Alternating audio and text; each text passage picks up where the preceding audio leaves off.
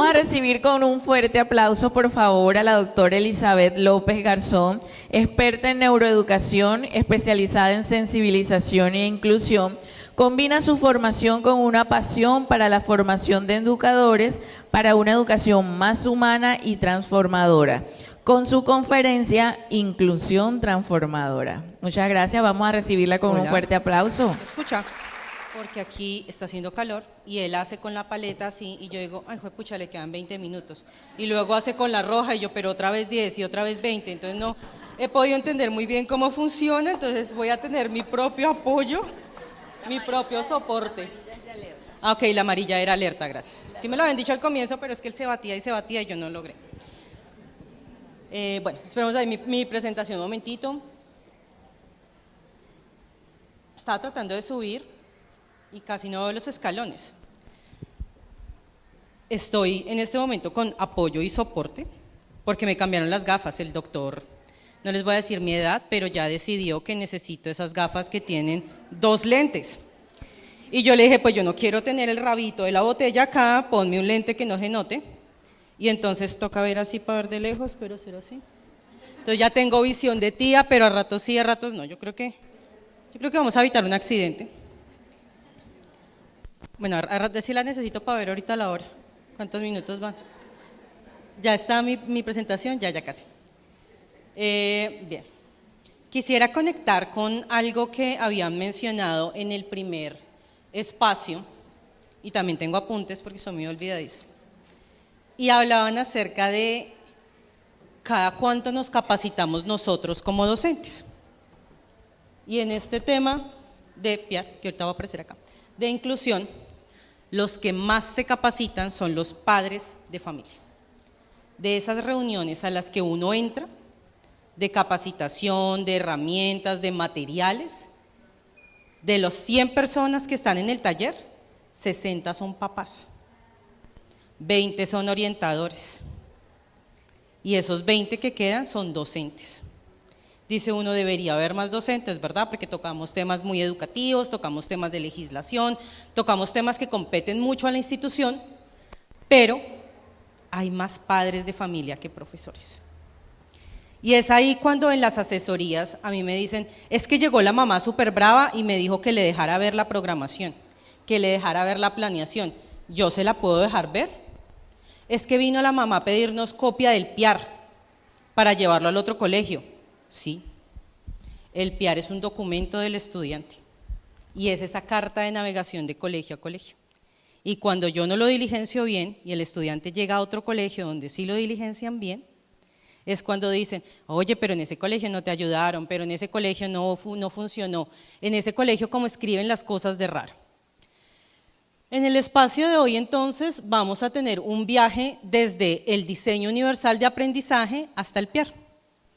Es que con el DUA planeamos y con el PIAR ajustamos. Cuando un DUA nos queda bien hecho, lo que tenemos que hacer en el PIAR no es mucho. Hoy entonces vamos a hacer algo que si nos vamos con esa solita cosa, yo quedo feliz. Y si ustedes logran captar el QR de las 2 herramientas que traigo, ustedes quedan felices. El primero es eliminar las barreras, que entendamos qué es una barrera.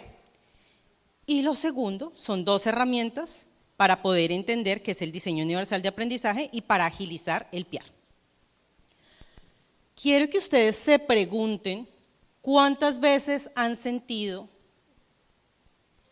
que un estudiante se queda atrás por barreras invisibles, sean o no sean de PIAR. Si lo alcanzamos a sentir, si alcanzamos a darnos cuenta en ese corre-corre del día a día que se nos está quedando alguien atrás. Y cómo nos sentimos cuando nos dicen, tiene que hacer la malla, tiene que cumplir con la evaluación, llegó el momento del proyecto, llegó el día de la Virgen, llegaron las fotos de los grados, llegó la señora que le va a medir la toga y el birrete. ¿Qué hacemos en ese afán y en ese día a día cuando queremos ser realmente unos docentes que tengan en cuenta a todos sus estudiantes? Muchos están tomando notas, si no, lo hacemos mentalmente. Vamos a pensar en ese o en esos estudiantes de nuestras aulas que no alcanzan el éxito en las barreras y en las barreras de cada clase. ¿Cuáles son esas barreras que les impiden llegar al éxito? 30 segunditos, súper rápido, las escriben en el celular, en esa nota que se puede enviar a uno mismo, en esa persona que uno tiene bloqueado, que lo tiene bloqueado a uno, donde uno hace la lista del mercado. Ahí escribimos cuáles son las barreras que impiden que mi estudiante no entienda lo que yo le quiero hacer entender. Si las respuestas de ustedes se parecen a, no, es que el niño se distrae, no me pone atención, se pone de pie constantemente, le da pereza leer, no le interesa hacer los talleres. Si esas son nuestras respuestas, profes, las barreras somos nosotros. Somos nosotros definitivamente. Lo primero que aprendemos el día de hoy, la barrera no es el estudiante, jamás será el estudiante. Cuando hago acompañamiento en los colegios y me dicen, ay, mira, ese es el PIAR y lo tenemos hecho, y dice, el estudiante no pone atención porque se levanta constantemente y eso impide que le pueda dar la clase. Cuando empezamos por ahí es cuando nosotros mismos nos convertimos en barrera. Pues si es que se distrae mucho es porque necesita ser llamado nuevamente a la calma. Si no me pone atención es que no es falta de interés, la metodología no es la del niño. Si se pone de pie constantemente, necesita movimiento para aprender mejor. ¿Han visto ustedes esos niños que les decían cuando yo estaba en el colegio, hace mucho, parece que tuviera pulgas en el rabo? Y uno, oye, ¿pero qué? Y cuando uno llegó a ser profe, sí, parecía que tuvieran pulgas porque no se quedan quietos y se paran, y mientras uno se voltea y escribe en el tablero ya fue, y vigiló lo que hizo el de la parte de atrás, y mientras te vuelves a voltear ya está otra vez adelante y se puso al día y anotó todo. Necesitan movimiento constante. Cuando yo digo que la barrera es el estudiante, me niego a poder entender cómo solucionar la barrera, porque si ya nació así, pues así lo dejo, ¿verdad? Pero cuando yo digo la barrera es el currículo, el estudiante no es discapacitado, mi currículo es incapacitante, la malla como está construida es incapacitante.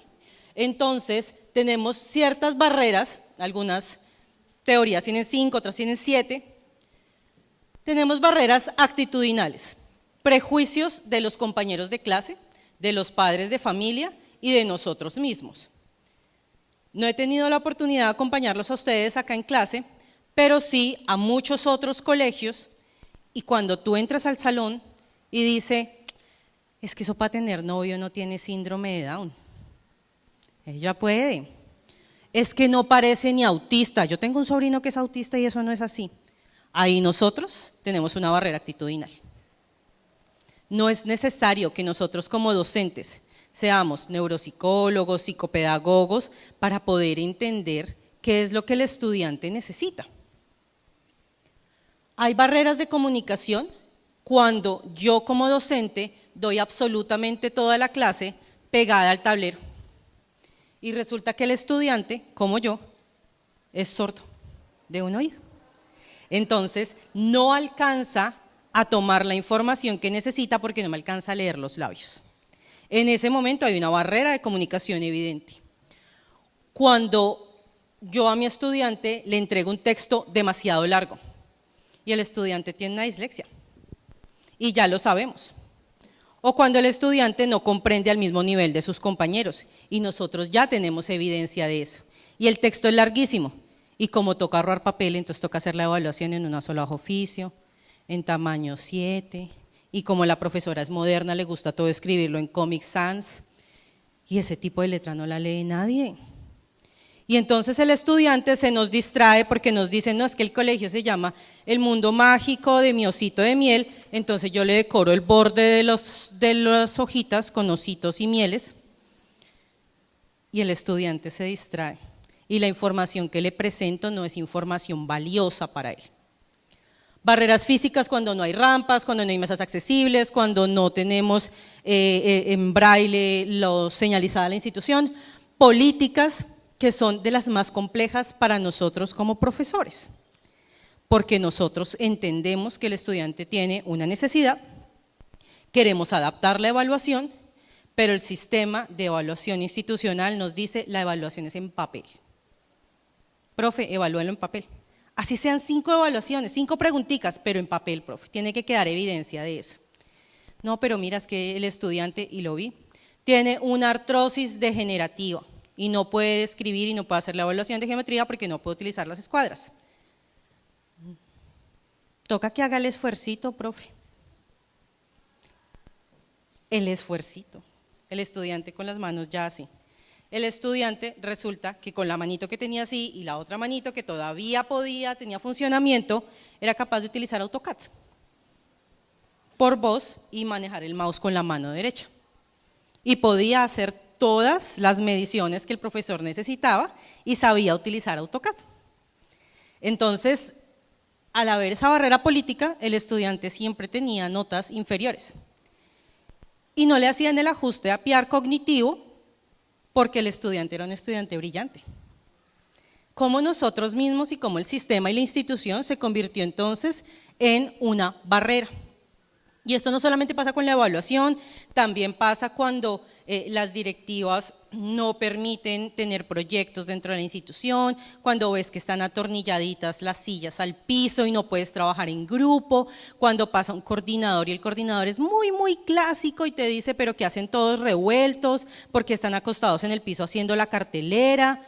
Cuando ese tipo de cosas pasan en un colegio muy tradicional y no hay campo a cambiarlo, se convierte en una barrera política. No lo podemos cambiar como docentes de un día para el otro, porque forma parte de la política de la institución.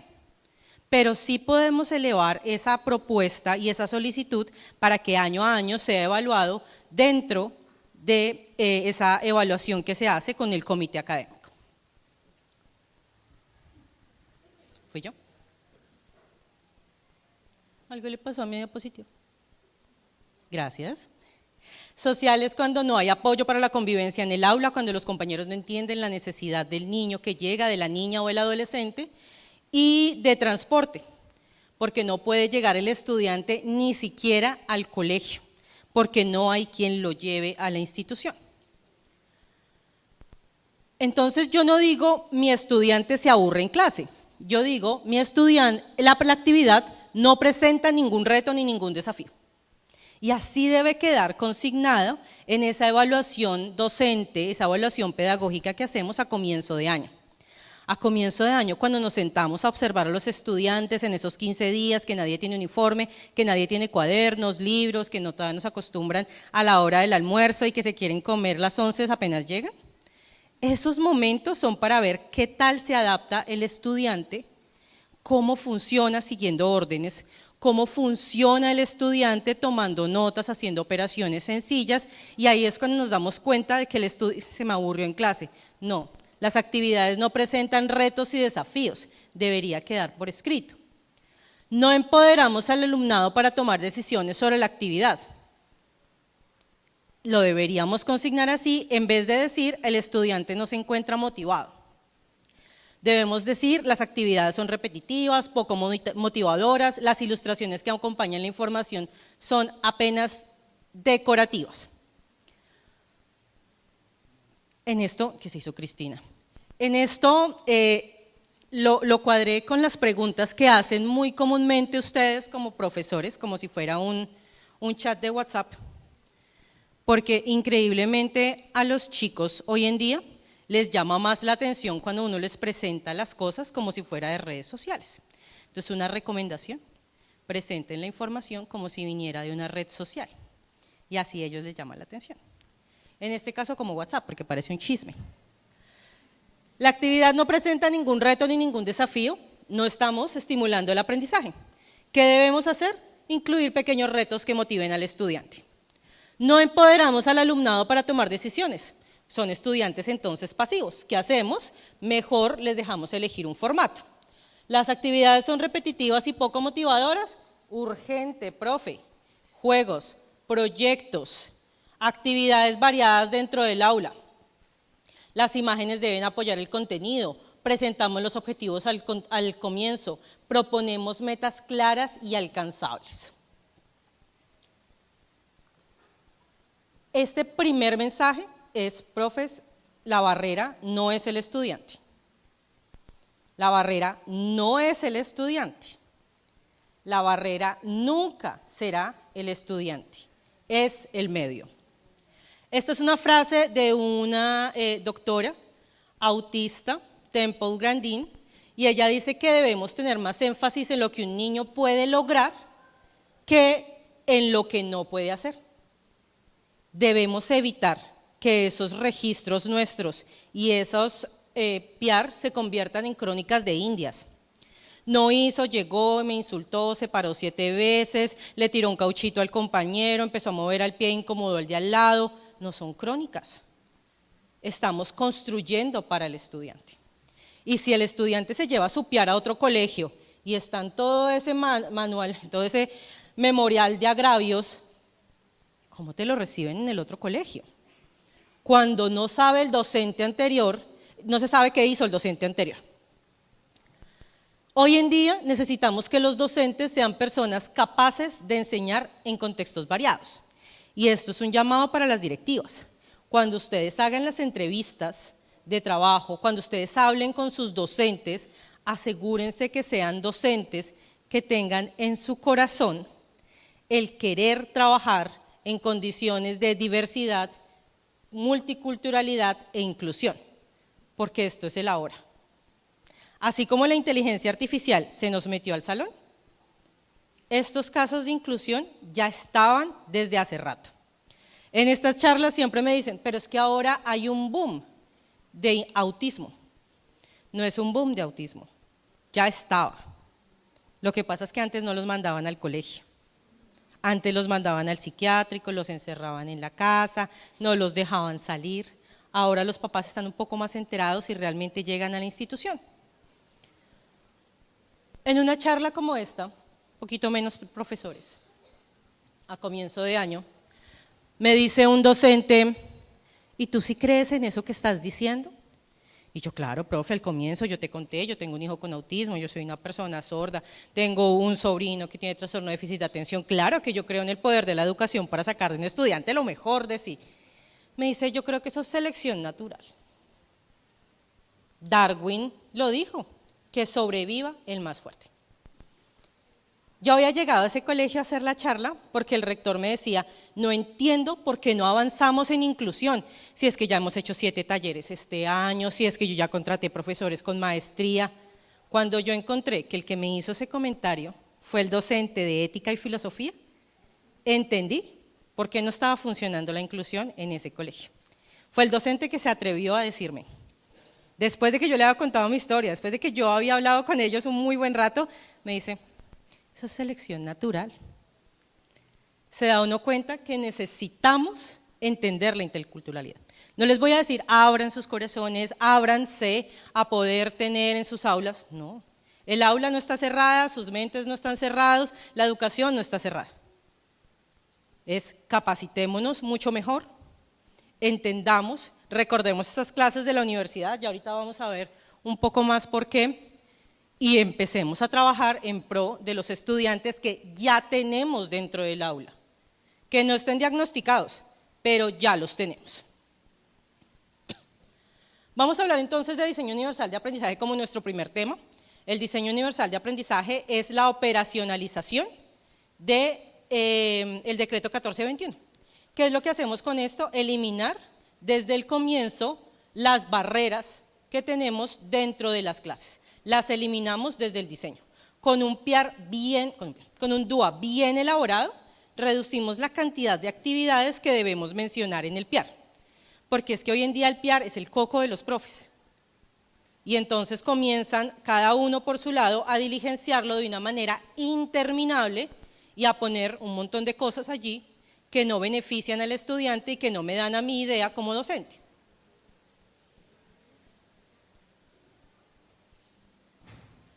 ¿Qué es el diseño universal de aprendizaje y de dónde viene? voy a ir cortamente en esto, ustedes pueden encontrar información, un montón acerca de este tema en internet, pero el diseño universal de aprendizaje nace hacia los 60, 70 con las neurociencias, cuando empezamos a entender cómo funciona el cerebro. Cuando yo entiendo cómo aprendo los procesos de memoria, los procesos por los que pasa el cerebro y por los que pasa la persona desde el nacimiento, puedo entender cómo funciona el aprendizaje y cómo llegar a mis estudiantes.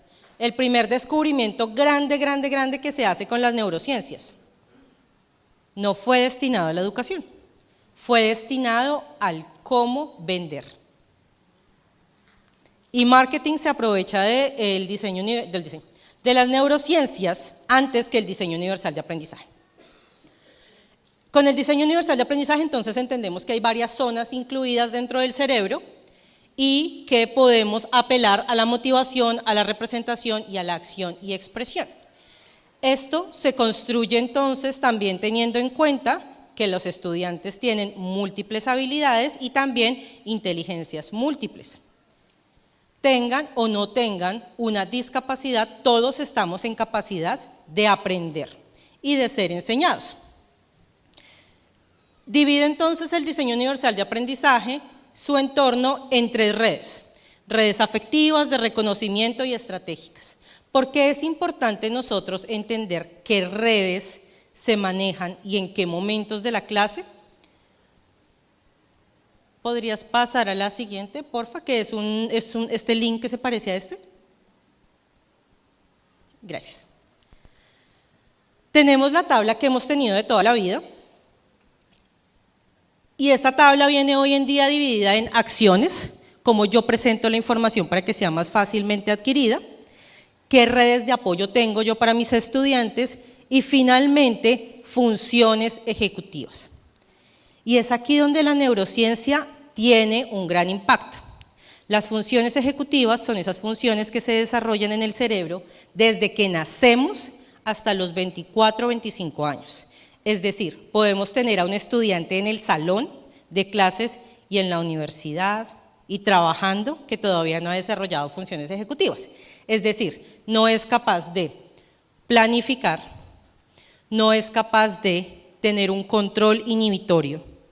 Esas personas, ustedes las han visto en clase que no levantan la mano cuando quieren intervenir.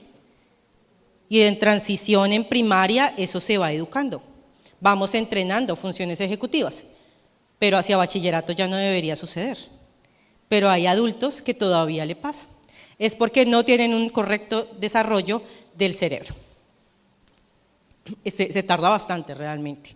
Entonces, tenemos al final en esta versión 3.0, que es una versión de hace menos 1 año, 2 años, en la que podemos ver cómo entrenamos funciones ejecutivas en cuanto a lo emocional, a los conocimientos y al desarrollo de estrategias que beneficien al estudiante. Estas 2 primeras, emocional y desarrollo de conocimientos, son esenciales plantearlas dentro de las clases, porque de capacidad emocional responde bastante a lo que veíamos en la primera charla, en la ley de desarrollo socioemocional. Entonces, ¿cómo la desarrollo yo? No solo como la materia, sino como parte de lo que hago en mi día a día dentro de mi currículo. Y en el desarrollo de conocimientos, ¿cómo lo conecto y cómo mi estudiante aprende a aprender? ¿Listo? Bueno, entonces la primera herramienta que les voy a dejar es un link que les va a permitir a ustedes hacer un estudio un poco más tranquilo, relajado, desde casa, de qué es el diseño universal de aprendizaje. En la parte de arriba van a encontrar las 3 redes estratégicas, la de compromiso y representación y acción-expresión. Esa la pueden ampliar ustedes aquí en esta lupita. Y si yo, por ejemplo, no sé qué es diseñar para la capacidad emocional, le puedo hacer clic ahí en esa flechita del 9. Bueno, en cualquiera, gracias. Ahí, gracias. En esa flechita y me va a abrir una pestañita adicional que nos va a decir qué es diseñar para la capacidad emocional. Uno a veces dice, no, es que estudiar es costoso, es que es complejo, no encuentro en dónde o quién me explique. Bien, esta primera herramienta entonces nos va a decir estrategia por estrategia y ámbito por ámbito, cómo puedo yo entender el diseño universal de aprendizaje. Desde aquí ya podemos emplear todo esto que venimos viendo y nuestra intención de la programación de la clase y lo podemos meter en ChatGPT. Porque decirle a la clase solamente, diséñame una clase de cómo presentar las fases de la luna, pero bueno, cómo presentar las fases de la luna, pero que mi estudiante entienda los símbolos que le voy a presentar, porque me voy a comunicar con él de otra manera. Opciones para la interacción, cómo mi estudiante me va a producir información con respecto a esa tarea que le estoy dejando. ¿Cómo desarrollo yo capacidad emocional con mis estudiantes? Listo, volvamos a la presentación, por favor. Entonces, este primero les va a quedar, ¿esa ya es la PPT? ¿Sí? Listo, gracias. Ahorita al final les voy a dejar para el QR para que ustedes lo puedan escanear. Entonces, si ya yo con el DUA planeo y reduzco la cantidad de variables que tengo yo para mi estudiante y para mi salón, ya que me queda a mí hacer con el PIAR. Con el PIAR, como su nombre lo indica, hago un proceso individualizado. Es un plan individual de ajustes razonables. Lo que yo no pude ajustar con todos mis estudiantes y que necesito en ese caso particular, lo hago con él. Importante acá, y lo relaciono un poco con lo que mencionaba la doctora, y es que debemos dejar evidencias de todo lo que se hace. Y el PIAR es la oportunidad perfecta para incluir esa evidencia de trabajo con las familias y para establecer un compromiso con las familias. Muchas mamás y papás con niños que están en procesos de PIAR, de inclusión, siempre dicen, pero ¿qué hicieron a lo largo del año? ¿Pero por qué me va a perder el año? El niño de inclusión no puede perder. Sí, mamás, sí, papás, sí puede perder. Teníamos un compromiso desde comienzo de año en que tú ibas a asistir, en el que yo iba a enviar esta actividad primero, en el que tú le ibas a comprar unos cuadernos adaptados para el estudiante, en donde iba a ver las clases de manera anticipada, en donde la tarea no me la iba a entregar por escrito, sino que iba a grabar su voz y nunca la entregó. Ese compromiso de parte de ustedes no se dio. Y esto queda consignado en el PIAR. Esa primera parte del PIAR corresponde a la caracterización del estudiante. Pero esa primera parte de la diligencia, padre de familia, orientador, estudiante, porque hay que escuchar al estudiante, y esa segunda parte es la que hago yo como docente. Primero, con una evaluación diagnóstica inicial y segundo, con los ajustes pertinentes.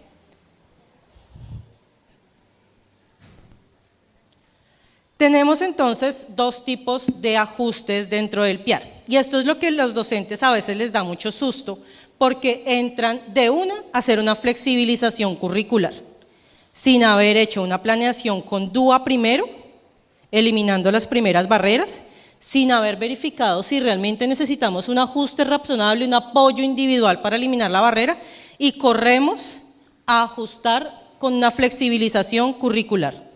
El estudiante no escribe, poner libro de transición. Y uno ve el estudiante año tras año cuando acompaña el colegio y está en séptimo y tiene el libro de grado primero, y está en octavo y tiene el libro de grado primero, y en noveno y el libro de grado primero. Y nunca pasó de ahí. Oye, profe, pero el estudiante ya lleva 3 años con el mismo libro, ¿qué pasó? Ah, es que todavía no sabe escribir bien el nombre. Profe, y el estudiante, él te responde, habla, tiene buena memoria. Pues no tiene buena memoria, pero le gusta participar. Profe, ¿no has pensado en hacerle otro ajuste diferente? Sí, le cambié el material y ahí queda cerrado el caso. ¿Qué podemos hacer entonces? Un ajuste razonable es un apoyo individual para eliminar barreras. Un estudiante que tenga ansiedad social. Ponemos a hacer una evaluación que sea escrita y no oral. Un estudiante que necesite más tiempo porque tiene dificultades en la escritura. Amplío la cantidad de tiempo para elaborar o responder la evaluación. Un estudiante que no le rinde escribir, como el caso del estudiante de geometría, pues entonces lo dejo presentar con esa herramienta que él conoce de AutoCAD. ¿Qué es la flexibilización curricular? Es una adaptación curricular. Puede modificar o no el objetivo. Quiere decir que si todo el salón está trabajando la historia, ¿es de 10? ¿20? 10. Se está echando aire. Si todo el salón está trabajando el tema de la colonia, entonces yo a mi estudiante que tiene una discapacidad cognitiva, que no entiende todos los temas de los que estamos hablando, no le voy a poner la actividad de qué estaba pasando, quién era Manuelita Sáenz, qué pasó durante la colonia, sino que le voy a poner cómo se vestían las personas antes, cómo se visten ahora, cómo se llamaba este país antes y cómo se llama ahora. ¿Qué no hacemos nunca, nunca? Darle una hoja para que pinte la bandera de Colombia. Porque uno los ve en el aula pintando y dibujando todo el ciclo escolar. Y el PIAR lo que hace es garantizar el acceso, la permanencia y el éxito académico del estudiante. Si yo estoy trabajando con mis estudiantes época de la colonia, el tema que trabajo con el niño o la niña es antes y ahora, el comparativo, una línea del tiempo. Y aquí es donde yo les decía que teníamos que acordarnos de lo que veíamos en la universidad, porque entramos a revisar taxonomía de Bloom. Y cogemos la taxonomía de Bloom y cogemos la evidencia de aprendizaje, y entonces, si la evidencia de aprendizaje es analizar la ubicación geoespacial de Colombia y las ventajas estratégicas sobre el territorio, pues para ese estudiante de inclusión no será analizado. No están los profes sociales, no dije nada muy loco, ¿cierto? Creo que hay un DBA así, un quinto. Y entonces para ese estudiante que le es complejo y que tiene una discapacidad cognitiva, no le voy a poner a analizar. Bajo un poco en taxonomía de Bloom, a recordar. Bajo a observar. Bajo o lo dejo en medio a relacionar. Esto es lo último que se hace, la adaptación y la flexibilización del objetivo de aprendizaje, pero casi siempre todos corremos de una a hacerlo. Entonces, el día de hoy nos llevamos esta segunda idea, profes. El DUA nos elimina las barreras desde el comienzo, el estudiante no es la barrera, y ya una vez hemos eliminado la mayoría de las barreras, el trabajo en el PIAR es mucho más sencillo, bien sea la versión 14 o la versión 15 la que ustedes estén manejando.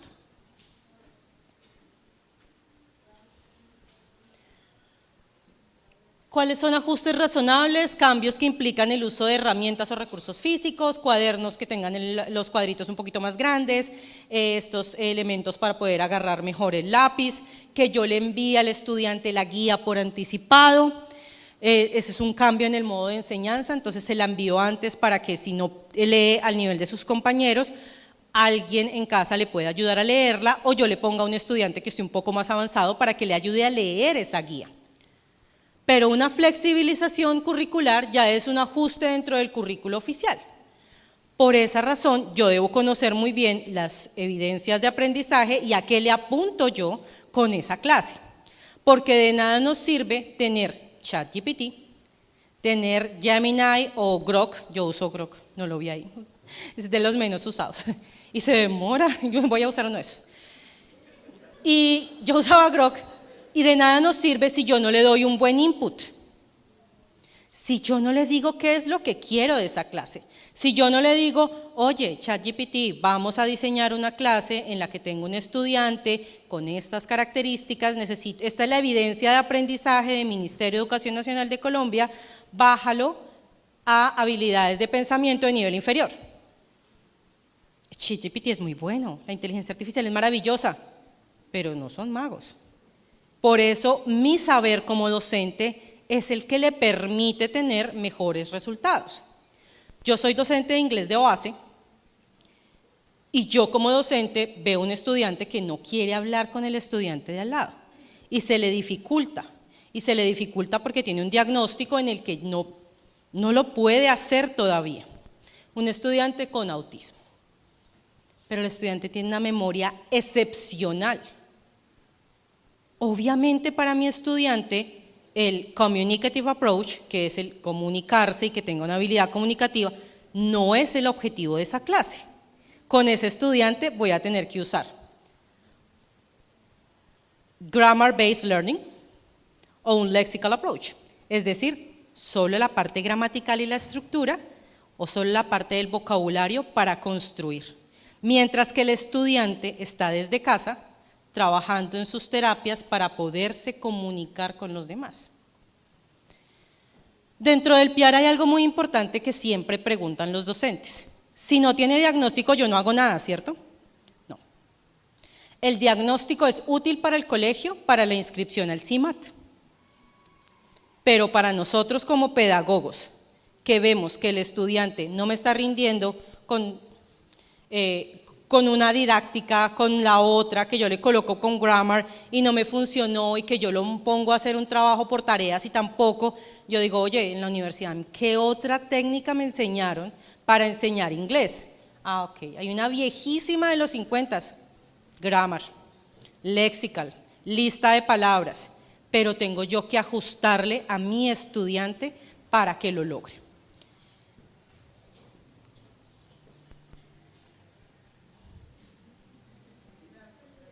Ya me están sacando. Vamos a ver la herramienta de PIAR de ChatGPT. Espérame un momentito, si quieren la escanean y ya ahorita les indico cómo está organizada.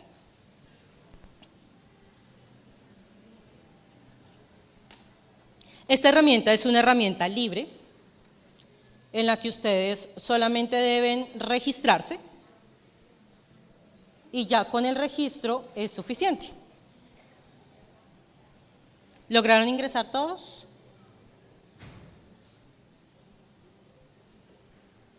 Listo, Cris.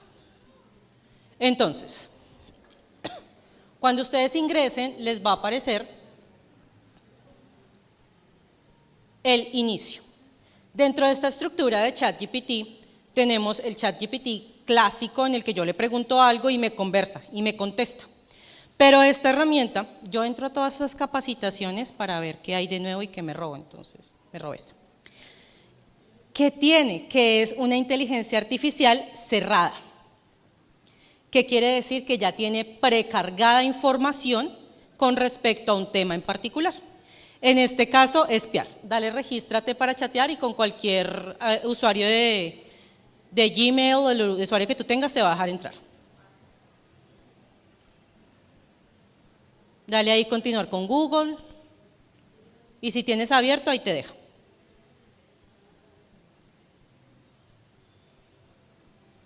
Con cualquiera de las dos.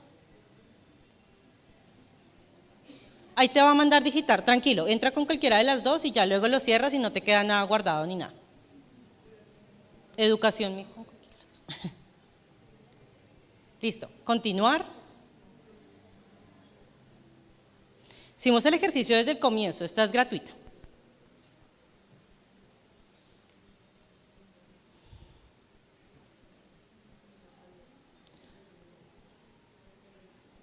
Ayúdame ahí en punto, continuar, normal, normal. Es para ver qué es un adulto.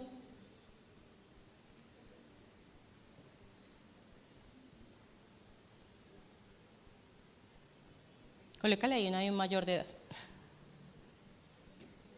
Para este sí debemos estar registrados con nuestra cuenta. Y les va a guardar, como nos mencionaba ahorita Cristina, de la manera en la que nosotros trabajamos, nombres de estudiantes, vamos a poder hacer referencia a ellos. Listo. Está diseñado y apenas tú entras, te dice, pues este computador nunca había entrado a ChatGPT. Listo.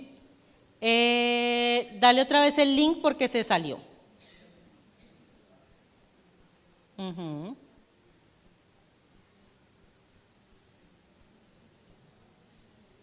Listo, y te da la bienvenida a esta inteligencia artificial cerrada. ¿Qué podemos acá? Seguir aprendiendo. Tengo una pregunta clara y clave sobre PIAR, decreto 1421 de 2017. Es una inteligencia artificial realizada en Colombia y está adaptada a nosotros, ¿vale? ¿Quieres entender el PIAR? Tú saludas, le puedes dar clic en construyamos un PIAR y te va dando el paso a paso de qué necesita y va conversando contigo. ¿Cómo construimos entonces ese PIAR? Y te va pidiendo. Algunos docentes que están en los salones no saben, no son docentes, nunca han hecho un PIAR, especialmente en secundaria. Ahorita la mayor población está en primaria.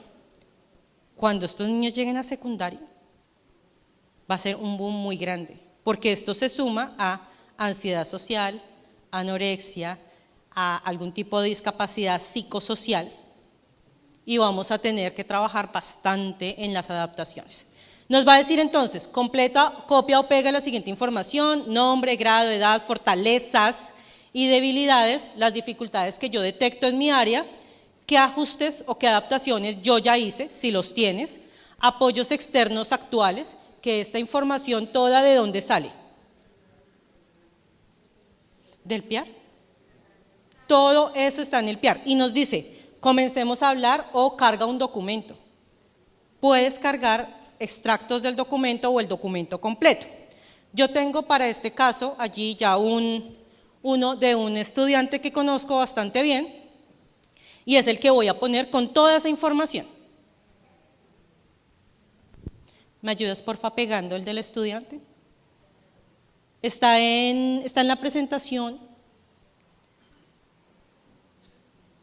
En la siguiente, en las ultimitas, no, en la siguiente, en la otra, está. Información del estudiante, Valentina, quinto, 10 años, tiene un trastorno por déficit de atención, actitud en el salón, dificultades para mantener la atención, y lo más importante es qué puede hacer y qué le gusta hacer a mi estudiante. Es muy personalizado.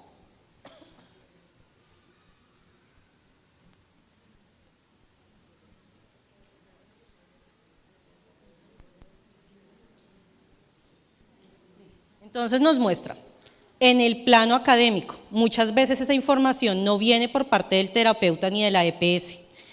Nos sentamos todos los docentes en consejo académico, en esos momentos que tenemos que hablar de los grupos, y decimos entonces cuáles son las dificultades y cuáles son los objetivos y metas, y en este caso yo hablaba de que tenían trimestral. En el colegio se manejaba trimestre. Baja un poquito, por favor. En general, ¿en qué nos vamos a poner de acuerdo todos en el salón? Nos vamos a poner de acuerdo en mejorar la organización personal con apoyo visual, agendas y listas de chequeo. Si todos los niños en el salón tienen problemas y se les queda la agenda todo el tiempo, podemos convertirlo en parte de diseño universal de aprendizaje. Perfectamente. Lograr concentrarse en tareas cortas, entonces descansos activos cada 15 minutos. A mediano plazo, incrementar la atención sostenida, y a largo plazo, que tengan más autonomía en traer sus propios materiales, alistarlos. Baja un poquito. ¿Cuál es la propuesta de ajustes razonables? Una propuesta curricular, metodológica y evaluativa, y esta es importante. Evaluaciones cortas, más preguntas orales y gráficas, y darle tiempo extra. Siempre me dicen, ¿yo qué hago? Yo no soy psicopedagoga, yo no soy neuropsicóloga, ¿qué hago para que mi estudiante rinda? Estoy dando educación física y yo era profe de inglés y es que yo no sabía dónde más trabajar y ahora ¿qué hago?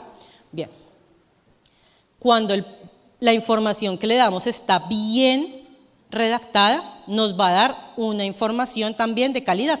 Baja un poquito más, dice revisión del PIAR cada 6 meses, lo recomendable es revisarlo cada vez que termina el bimestre o el trimestre.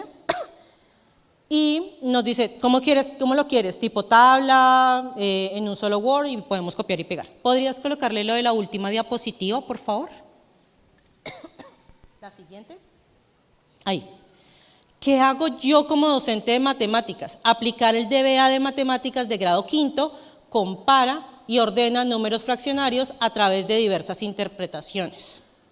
Y organizarlo, le puedo colocar organizarlo para sesiones de 30 minutos, 35, 40. Y me va a arrojar ideas de qué hacer con ese estudiante.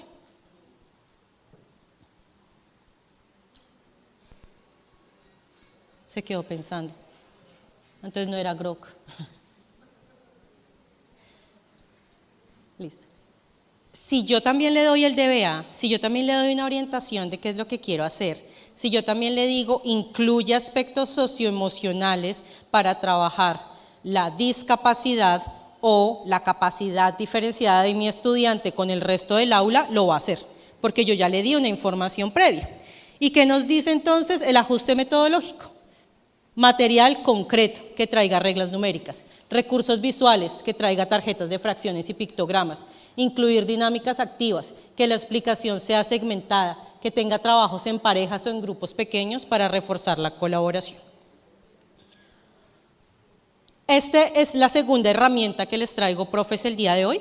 ¿Me ayudas, por favor, nuevamente con la presentación en donde dice, ya te digo cuál? Eso, dale, atrás, atrás, atrás. Arriba. Esa herramienta PIAR, para que los que no alcanzaron a escanearla la puedan escanear. Esta es entonces la segunda herramienta que les dejo el día de hoy. A mí no me gusta nada de lo que me dice ChatGPT, porque cuando me sale algo a mí se me ocurren ideas mejores. Yo digo, ay no, pero eso se podría hacer diferente, ay no, yo lo cambio. Entonces ahí es donde viene esa personalización del docente. Listo, vamos a la siguiente. Para cerrar, profes, vamos a ver este video que a mí en lo personal me gusta muchísimo y les voy a hacer 2 preguntas cuando terminemos, así que vamos a estar muy atentos.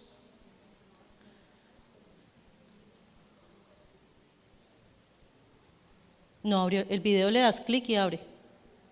¿No abrió?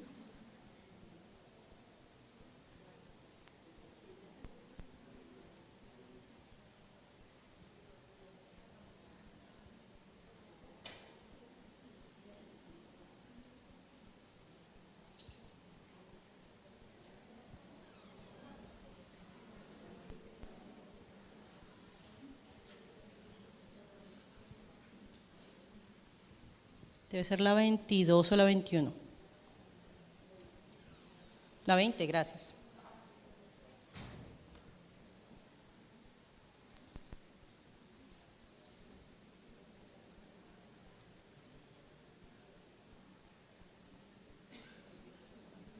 Nos quedan los 3 minutos del video.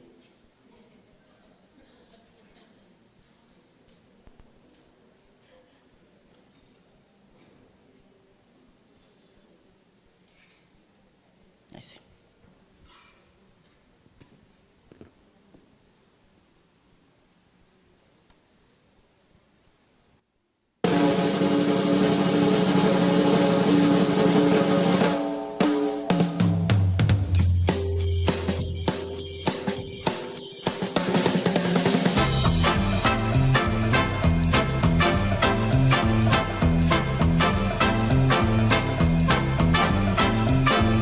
Yes, I can, suddenly, yes, I can. Gee, I'm afraid to go on has turned into, yes, I can. Take a look, what do you see?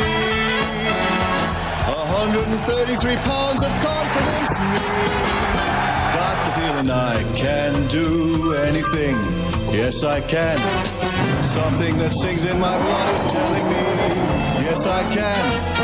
I was just born today, I can go all the way, yeah. I can.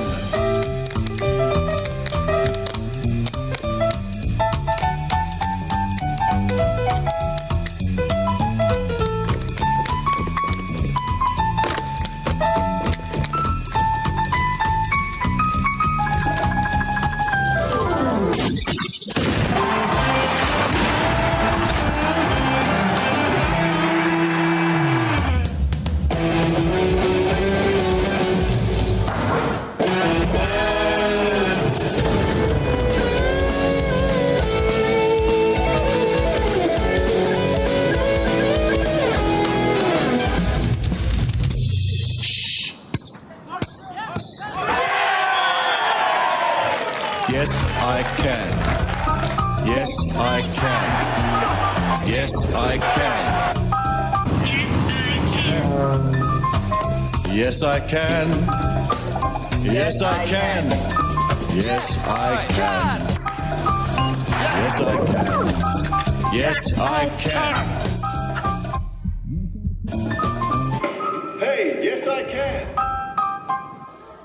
No, you can't. Yes, I can! Are you ready? I can climb Everest. Yes, I can. I can fight here all night and never rest. Yes, I can. I was just born today. I can go all the way. Yes.